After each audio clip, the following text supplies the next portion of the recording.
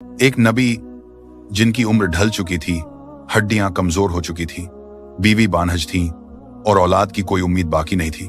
लेकिन फिर अल्लाह ने ऐसा मौजिजा दिखाया जो कयामत तक याद रखा जाएगा।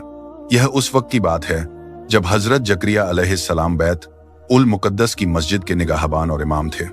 उन्हें बहुत फिक्र थी कि मरने के बाद अल्लाह की इबादत और दीन का काम कौन संभालेगा, क्योंकि उनकी बीवी बूढ़ी और बानज थी। एक दिन वह मेहराब में तन्हाई में खड़े दुआ मांग रहे थे। वहां हजरत मरियम अलैहिस्सलाम के पास मौसम के खिलाफ ताजा फल देखे। गर्मी में सेब, सर्दी में अंगूर।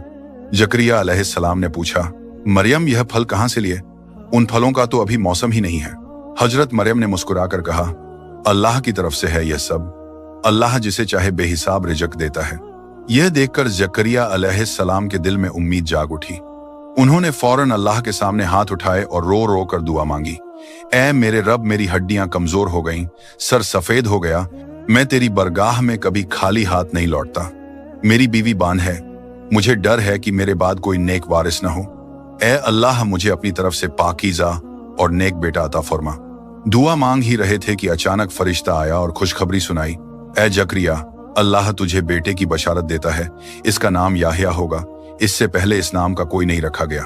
जकरिया अलैहिस्सलाम हैरान हो गए और बोले, ऐ अल्लाह, बेटा कैसे होगा? मैं बूढ़ा, बीवी बानज है।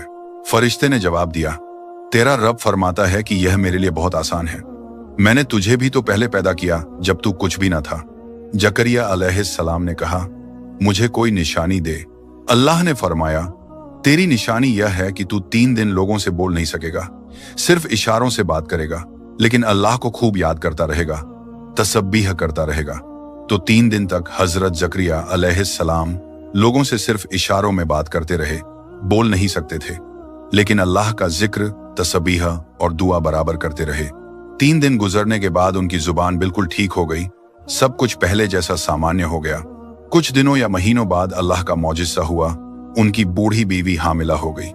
फिर अल्लाह ने उन्हें एक प्यारा बेटा दिया जिसका नाम हजरत याहिया अलैहिस्सलाम रखा। साबक आपकी मुश्किल